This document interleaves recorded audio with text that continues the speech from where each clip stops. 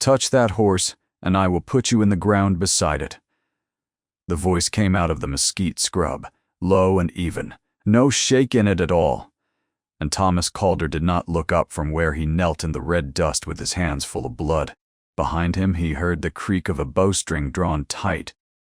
He kept his eyes on the animal in front of him, a lathered bay mare down on her side, a gash torn along her flank, deep enough to show muscle, flies already finding the wound in the noon heat. "She'll die by morning if I don't close this," Thomas said, not turning. "You can put an arrow in me after. Won't change what happens to her." There was a long silence broken only by the mare's ragged breathing and the tick of the sun-baked earth, cooling nothing. Then a shadow crossed over him, and a young Apache warrior, with a streak of dried blood across his own temple, stepped into view, bow still raised, eyes flat with a hatred that had history behind it. Thomas recognized him. Everyone along the Verde knew the face of Ishkod's son, the boy who had lost 2 brothers to a cavalry patrol not 4 months past, a boy who had every reason in the world to want every white rancher between here and Prescott dead. "This is my sister's horse," the young man said. "You did not put that wound on her." "No," Thomas said, "but I can take it off, if you let me." The bowstring did not loosen, but it did not fire either. And that, though neither man knew it, yet was the first thread of a rope that would eventually pull 2 ranches, 2 peoples, and 2 grieving hearts into something neither had thought possible, under that hard Arizona sky. If you have ever had to choose between what you were taught to fear and what was kneeling right in front of you needing help, you already know how heavy that moment feels. Stay with this one. It only gets heavier before it gets light. And if stories like this one mean something to you, stories about the cost of mercy and the debts that outlast war, I would be glad to have you along. Like the video, leave a comment telling me where you are watching from, and subscribe, because there is more of this waiting.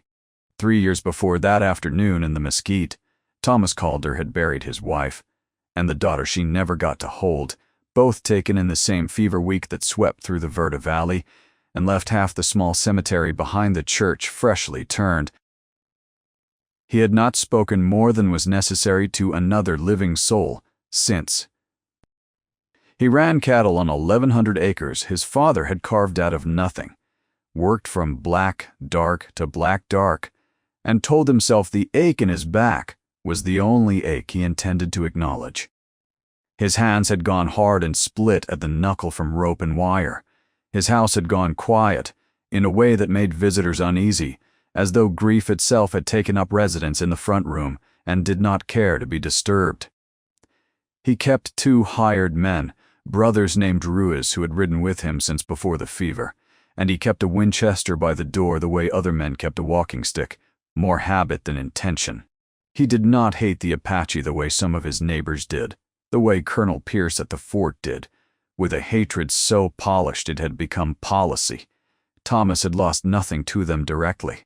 He simply avoided the question of them altogether, the way a man avoids a wound he is not ready to look at, because the truth of the valley was that Apache land and rancher land had been drawing tighter and tighter lines around each other for a decade, and every year the lines drew blood. He had been out mending a break in his south fence when he heard the horse scream. It was not a sound he could have ignored even if he had wanted to, a sound that cut through a man's chest before his mind had time to decide anything, and he had gone toward it without thinking, the way he went toward any suffering thing, cattle or dog or stranger. Because some part of him that the fever had not managed to kill still could not walk past pain without trying to answer it. He found the mare down in a wash where she had gone through wire, left slack and rusted by some careless hand, metal opened along her side, in a line that would kill her by infection if the bleeding itself did not finish the job first. And he found, standing over her with a knife already in his fist and murder plainly considered in his eyes, the boy who would become, before that year was out, something closer to a brother than most men Thomas had known his whole life. Nan was the boy's sister, and it was her horse. She arrived at the wash within the hour, drawn by a runner sent ahead by her brother, arriving on foot with a satchel of dried herbs slung across her body and a face that had already composed itself for grief before she even saw the wound. She was, Thomas would learn slowly and in pieces over the following weeks, the camp's healer, trained since childhood by her grandmother in the uses of yucca root and creosote and the slow, patient art of closing a wound so it would not fester. She had a scar of her own along her jaw, thin and old, earned the year.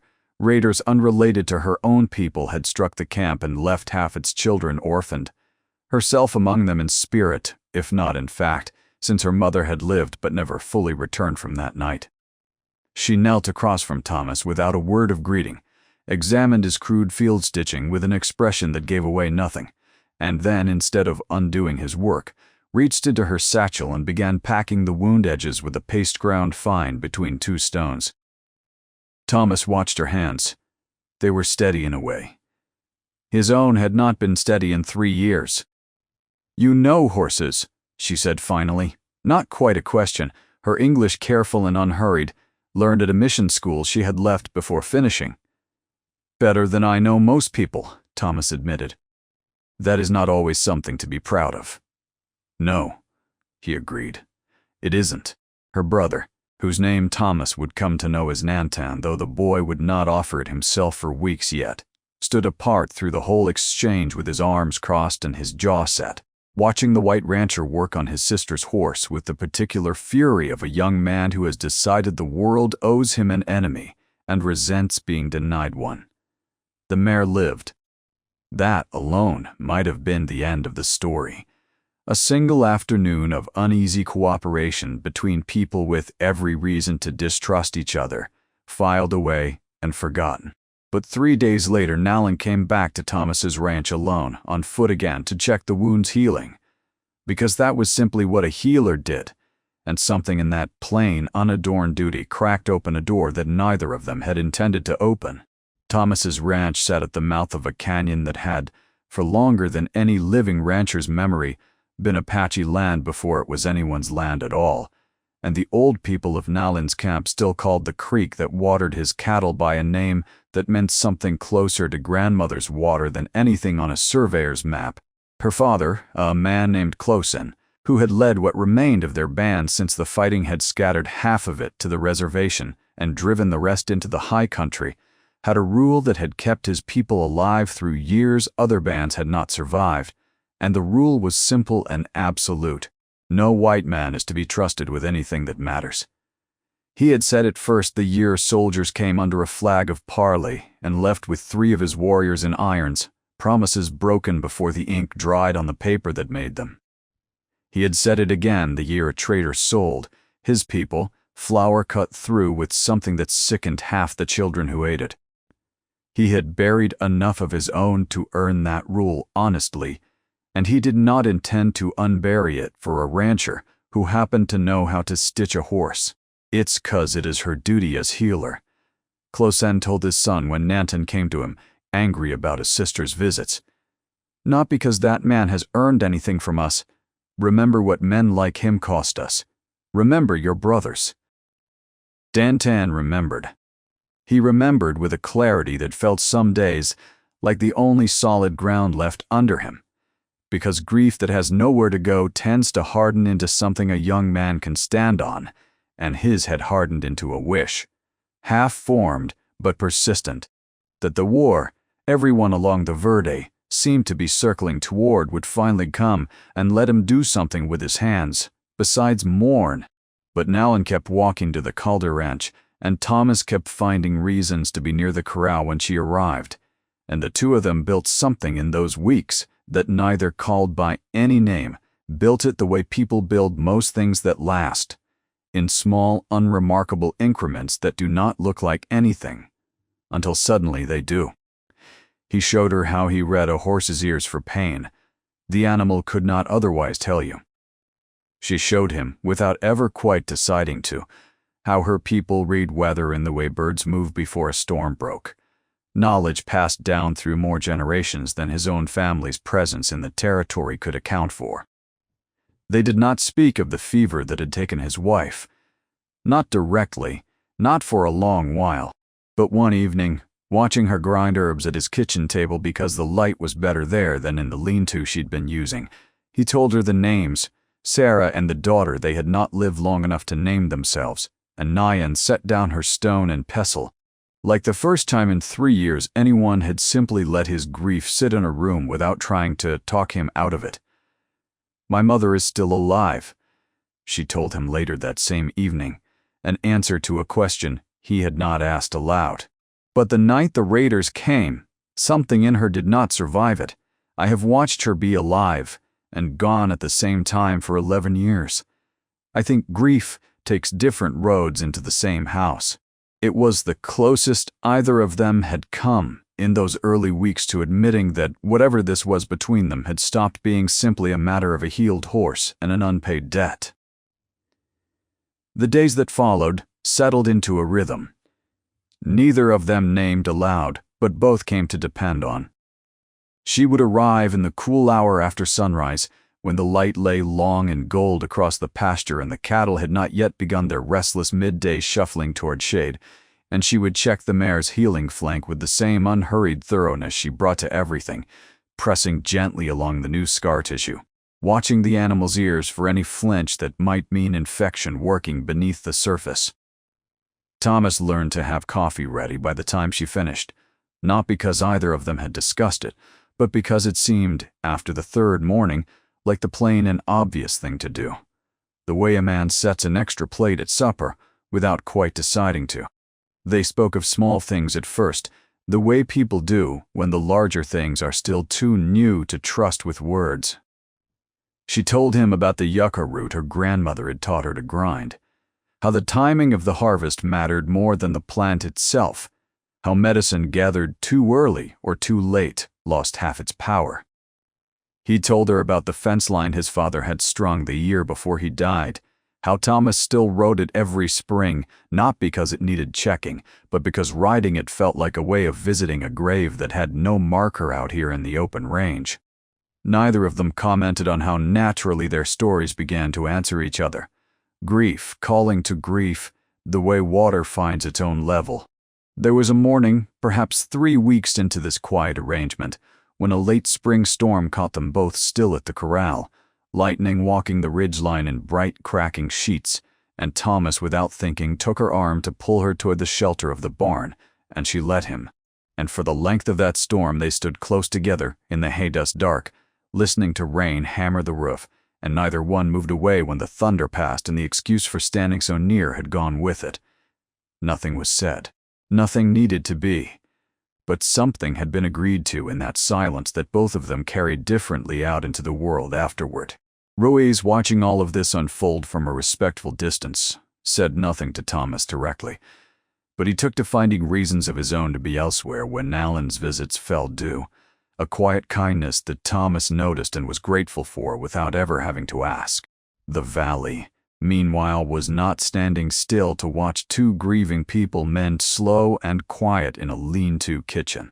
Colonel Pierce, who commanded the small garrison at the fort, and who had built his entire career and considerable fortune on the theory that Apache land equaled Apache absence, had been pressing every rancher in reach to sign a petition demanding the Army force Closen's remaining band onto the reservation outright, freeing the canyon and its water. For grazing leases the colonel himself stood to profit from handsomely. He needed an incident.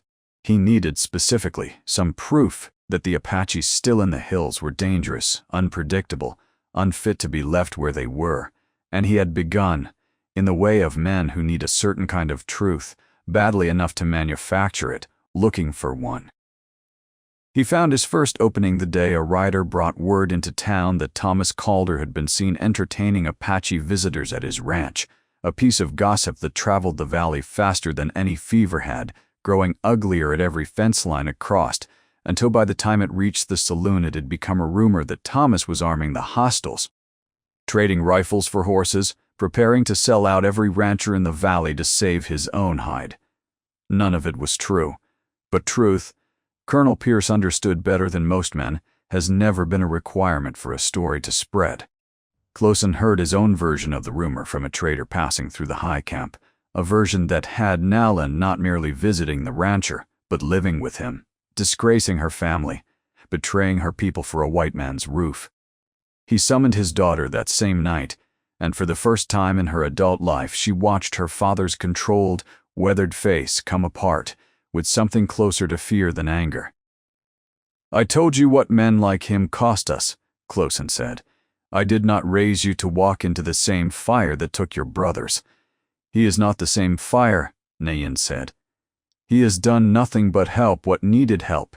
That is what they always do," her father said, "before they do the other thing." He forbade her from returning to the Calder ranch. It was not a decision made from cruelty. It was a decision made from a father who had already buried 2 sons and watched a wife go hollow behind her own eyes. A man who could not survive burying anything else, and who had decided with the particular exhausted certainty of someone who has run out of any other way to protect what remains, that the only safety left to offer his daughter was distance. Nayin obeyed him. For 11 days, she did not walk the trail to Thomas's ranch, and for 11 days, Thomas told himself it was for the best, that whatever had been growing between them had been foolish from the start, 2 people from 2 worlds, that the whole territory seemed determined to keep tearing apart. And he went back to the black dark work of running cattle alone, except that his house, which had been quiet for 3 years, now felt quiet in a new and much worse way. A silence with a specific shape missing from it. On the 12th day, Nantan came to the ranch alone, on foot, at dusk, and Thomas met him at the gate with the Winchester left leaning inside the door, on purpose, a decision he made without entirely deciding to make it. "My sister will not come," Nantan said without preamble, the old fury still sitting close under his words. "My father has forbidden it. I came instead to tell you that if you go near her again, I will not stand by a second time and watch." "I hear you," Thomas said. "I'm not going to pretend I don't understand your father's reasons. I've watched what this valley does to trust for 3 years now. I've got no right to ask your family to spend more of it on me." Something in the plainness of that answer seemed to catch Nantan off guard, as though he had come braced for an argument and found instead a man who simply agreed with him. "You saved her horse," Nantan said finally, grudging the words dragged out of him. "My sister has not stopped speaking of it." "Of you," he said the last with an edge that made clear he considered it a complaint, not a gift. "Your father lost 2 sons to men who wore a uniform like the ones at that fort," Thomas said. "I understand exactly why he doesn't want his last daughter anywhere near a rancher this valley's already talking about hanging in effigy. I would tell my own daughter the same, if I'd been given the chance to have one long enough to tell her anything." It was the first time Thomas had spoken his own grief plainly to anyone but Nalin, and it landed on Nantan with more weight than the young man expected to feel. He stood a long moment in the fence gate dusk, the anger in him not gone, but joined now by something else, something that looked almost like the beginning of respect he had not wanted to give. "My brothers," Nantan said, finally low, "were killed under a flag of truce. Soldiers shot them running, though they had already thrown down their weapons. I was 12. I watched from the ridge because my father would not let me ride with them that day. Said I was too young, and it saved my life, and I have hated him for it as much as I have hated the men who fired every day since. Because being alive when your brothers are not alive does not feel like mercy. It feels like a debt nobody can tell you how to pay." Thomas did not offer easy comfort. He had learned in 3 years of his own grief that easy comfort from strangers was usually worse than silence. He simply nodded and let the boy's words sit in the dusk between them, the way Nalin had once let his sit at the kitchen table. "I'm not looking to collect on anything from your family," Thomas said, eventually. "Not the water, not the land, not your sister if that's what your father fears. I only wanted to keep an animal from dying in a wash. Whatever came after that was hers to choose, and yours, and your father's, not mine to push." Nantan left without answering directly, but something in his stride back up the darkening trail had loosened, just slightly, from the rigid fury it had carried in. It would be weeks before Thomas understood that this conversation, awkward and half-finished as it was, had planted the first seed of an alliance that would matter more than either man yet knew. In the days that followed, Thomas kept mostly to himself, riding fence, mending what needed mending, and telling himself with every stroke of the hammer that he had done the right thing in stepping back. But the ranch felt different now. The silence in it no longer the old familiar silence of 3 years' grief, but a new, sharper absence shaped exactly like a woman who ground herbs at his kitchen table and asked nothing of him but honesty. He caught himself twice setting out 2 cups instead of 1 before he remembered, and both times he stood a long moment at the stove with the second cup in his hand before quietly putting it back on the shelf. Nain, for her part, obeyed her father's wish, but did not pretend to herself that obedience had made the wish easier to bear.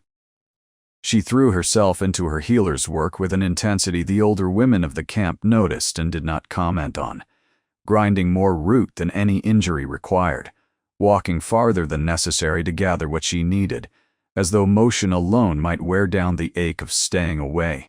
Her mother, who had been more absence than presence in her daughter's life since the raid that scarred them both, surprised her one evening by breaking a silence of her own.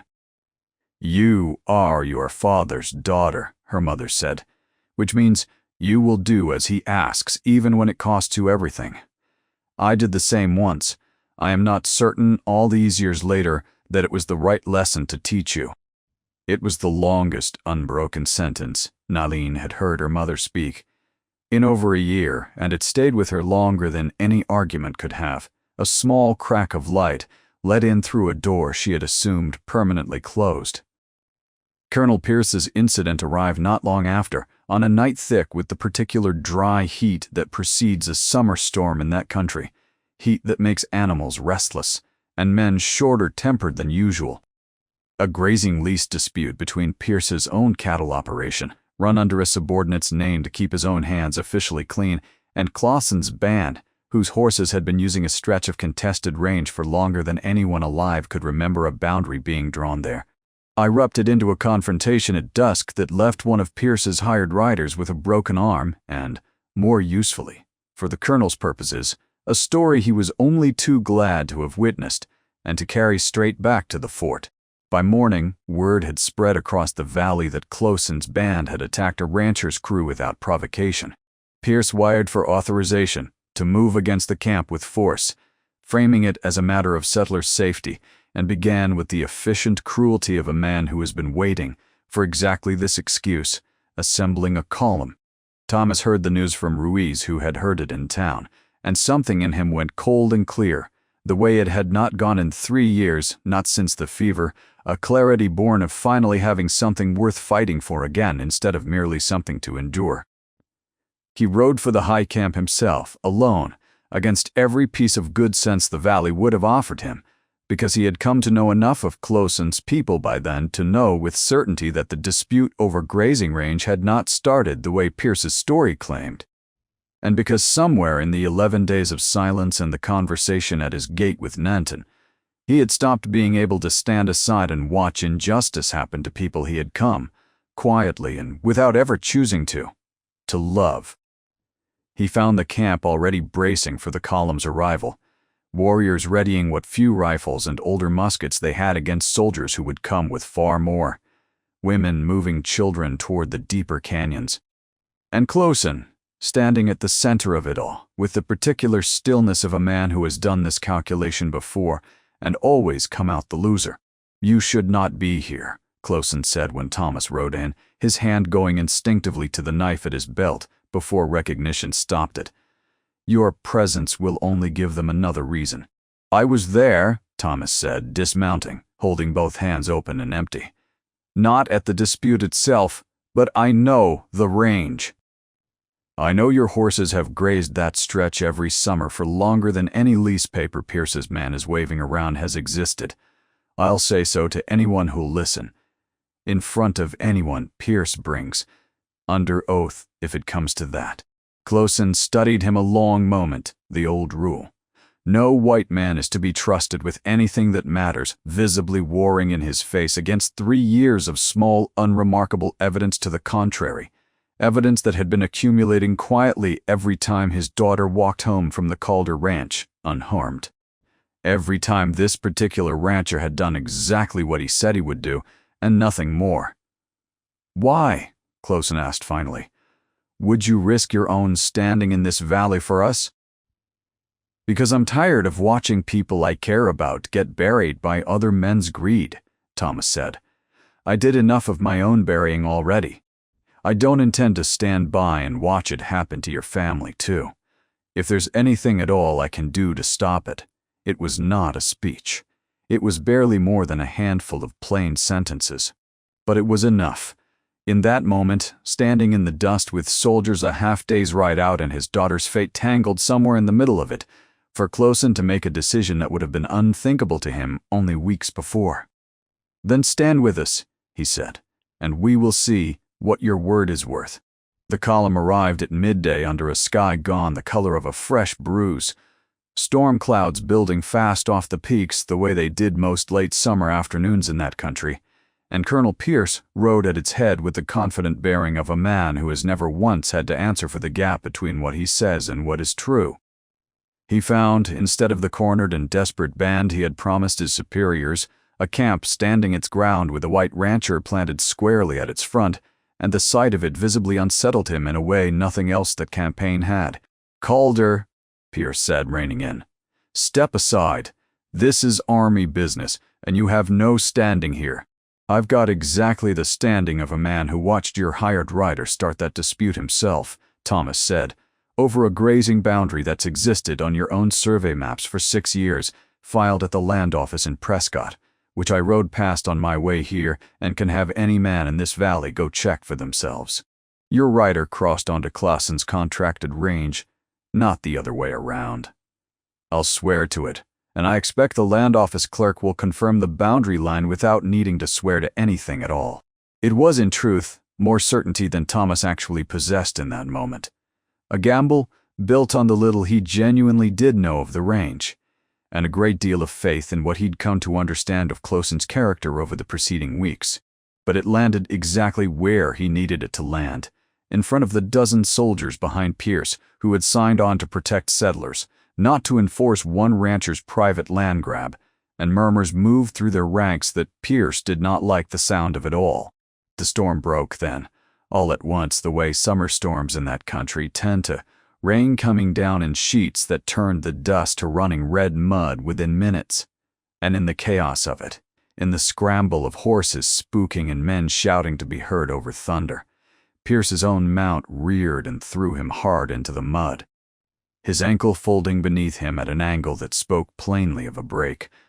It would have been easy in that moment for Closen's warriors to do nothing, to let the man who had come to drive them from their land lie where he'd fallen. Nanton, standing close enough to see it happen, felt the old hatred in him rise hot and immediate, the same hatred that had watched his brothers die under a flag of truce. And for one long breath, he did not move. Then he moved anyway, crossing the mud at a run to kneel beside the man who had come to destroy everything his family had left, and began working to splint the ankle with strips torn from his own shirt, the same steady, competent hands his sister had shown him, hands trained not for war but for mending. "Why?" Pierce gasped through the pain, staring up at the young Apache man tending his broken ankle with genuine bewilderment. "Would you help me?" "Because a man taught me," Nanton said, not looking up from his work, "that mercy is not a debt you get to choose who deserves it. You pay it forward whether it is earned or not. That is the only kind that means anything." It was, though Nanton did not say so, almost word for word the reasoning Thomas had offered at the ranch gate weeks before, and hearing his own borrowed conviction spoken back in his moment of greatest need struck Thomas somewhere he had not expected to be struck, out there in the rain and the mud with his hat gone and his shirt soaked through. The soldiers who witnessed it, men who had ridden out that morning prepared to see savagery and instead watched a young warrior tend their commander's injury with more care than the commander himself had shown anyone in that camp, began, quietly, and without any order to do so, to lower their weapons.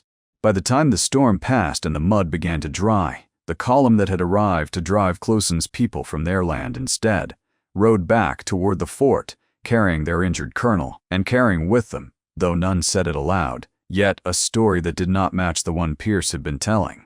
The reckoning, when it came, did not come quickly, but it came completely. Pierce's fabricated boundary dispute unraveled within the week once the Prescott Land Office clerk, contacted directly by two ranchers whose good opinion the colonel had needed and lost, confirmed the survey line exactly as Thomas had claimed. Word of Nantan's mercy in the storm traveled through the valley nearly as fast as the earlier gossip had, and traveled better, the way true stories eventually tend to outlast manufactured ones when enough witnesses are left standing to tell them straight. Closon called his daughter to him on a clear evening. Not long after the camp settling back into its ordinary rhythms, cook fires lit against the coming dark, and he did not make a speech of it. He simply said, in the plain, unadorned way he said most things that mattered, that a rule kept alive past its usefulness was no longer wisdom, only fear wearing wisdom's clothes, and that he had watched enough now, in the mud and the rain, and in 11 days of his daughter's quiet unhappiness, to know the difference. Go to him, Closon said. If it is still what you want. It was still what she wanted. It had, if she was honest with herself, been what she wanted since the first afternoon at the wash, watching a grieving stranger's hands work with more tenderness than his silence had let on. She found Thomas at the ranch gate at dusk 2 days later, walked the trail she had not been permitted to walk in nearly 3 weeks, and neither of them said very much at first, because by then there was very little left that needed saying with words.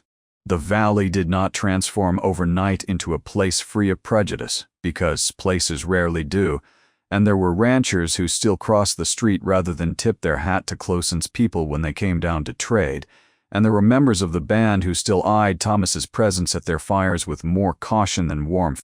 But something had shifted at its foundation, the way a boundary line on an old survey map can shift the whole shape of everything built around it, and the shift held. Nantan took to riding the Calder Range some mornings, not as a guest exactly, but as something closer to a partner, teaching Ruiz's youngest boy to read tracks the way Thomas had once shown Nan how to read a horse's pain. The two young men building, in their own wordless increments, a friendship neither had expected the year to hand them. Closon came to the ranch himself that autumn. The first time in living memory, an elder of his band had crossed onto rancher land by invitation rather than dispute, and stood at Thomas's gate a long moment before he spoke. "You were right," he said, "about the mercy not being a weakness. I'd forgotten how to tell the difference between caution that keeps people alive and fear that only keeps them alone. My son reminded me." So did you. Thomas and Nowen were married the following spring, in a ceremony that borrowed from both their peoples and belonged fully to neither, held at the mouth of the canyon where the creek both their families had depended on ran fast and clear with snowmelt. Closon standing beside his daughter with an expression that had, for the first time in 11 years, more room in it for hope than for grief. He spoke only a few words at the ceremony itself, in keeping with his nature, but he took Thomas's hand afterward, in both of his own weathered ones, and held it a long moment, the old rule that had governed half his life, finally, fully, laid to rest. Colonel Pierce was quietly reassigned, before the year was out, his fabricated boundary dispute, having cost him too much credibility with his own superiors to survive intact, and the grazing lease he had schemed to profit from instead became, through an agreement brokered as much by Nantan's patient diplomacy as by Thomas's stubborn insistence, a shared range that fed both the Calder cattle and Closon's horses without another shot fired over it. The ranch itself changed in ways that went beyond any one agreement or any single reckoning. Nowlan's knowledge of the land, gathered across a lifetime her own people had spent reading its weather and its water long before any survey map existed, made the herd healthier than it had been in Thomas's father's day, her instinct for which grasses to rest and which springs ran true through drought, saving them more than one hard season. The bunkhouse Ruiz and his brother had once kept quiet and apart from camp business, slowly filled with voices from both families, children learning each other's words, before they were old enough to know there was supposed to be a difference between them. Nantan built a cabin of his own near the canyon mouth, within a few years, married a young woman from a neighboring band, and the two ranchers and Apaches blurred at the edges into something that no longer needed a boundary line drawn between them at all. Only a shared understanding of what the land could give if nobody tried to take more of it than it could bear. Closen lived long enough to see his grandchildren, Thomas and Nolans among them, run barefoot through the same canyon he had once been prepared to defend with his life, and he would sit some evenings at the mouth of it, watching the creek run, and tell anyone who asked that the hardest lesson of his life had also turned out to be the truest one, that a rule kept only out of fear eventually costs more than the fear it was meant to guard against.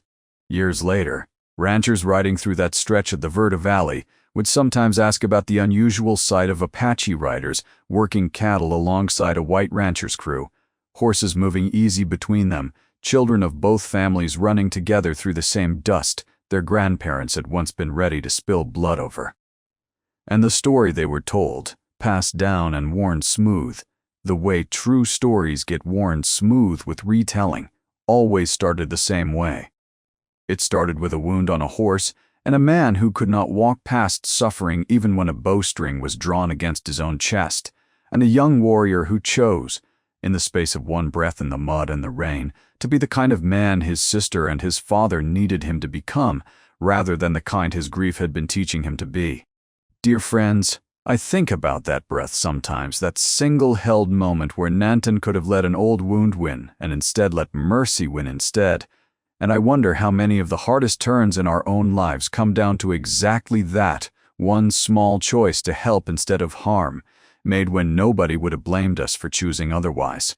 What would you have done, kneeling in that mud beside the very man who came to destroy everything you loved? I would love to know your answer, down in the comments. If this story found something true in you, give it a like, subscribe for more, and I will see you in the next one.